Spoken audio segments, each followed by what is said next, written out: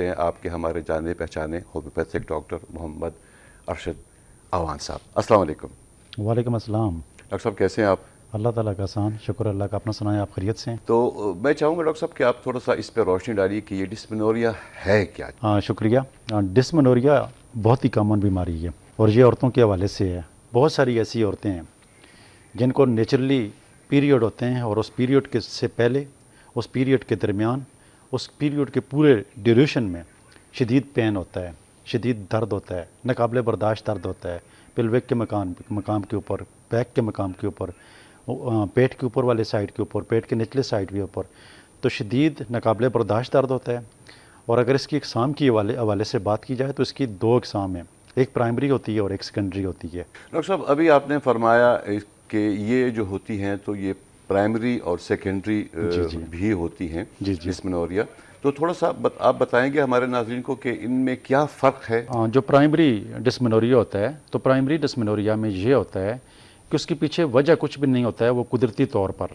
Period کا جو سلسلہ ہوتا ہے یا سائیکل ہوتی ہے تو اس میں درد ہوتی ہے اور یہ کچھ وقت کے لیے ہوتی ہے، وقت کے ساتھ ساتھ یہ درد جو ہیں خود ہی ٹھیک ہو جاتے ہیں اور یہ بچیوں میں زیادہ تر دیکھنے میں آتا ہے۔ پھر اسی طریقے سے جو سیکنڈری ڈسمنوریا ہوتا ہے تو اس میں بہت ساری وجوہات ہو سکتی ہیں۔ سیکنڈری ڈسمنوریا میں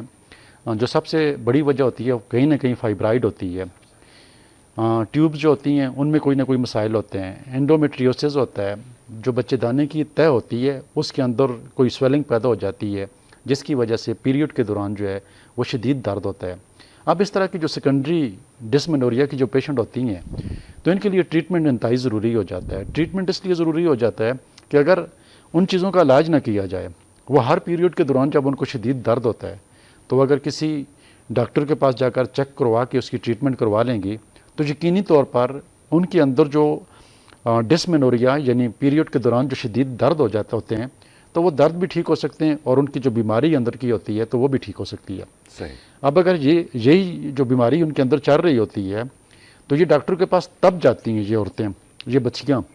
جب ان کی شادی ہوتی ہے، شادی کا سال 2 سال 6 مہینے گزر جاتے ہیں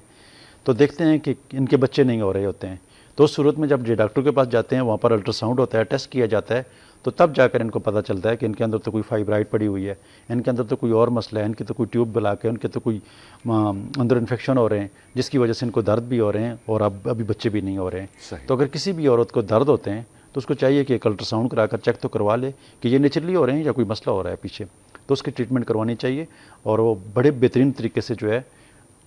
ٹریٹمنٹ کے ساتھ یہ عورتیں جو ہیں وہ سیٹل ہو جاتی ہیں۔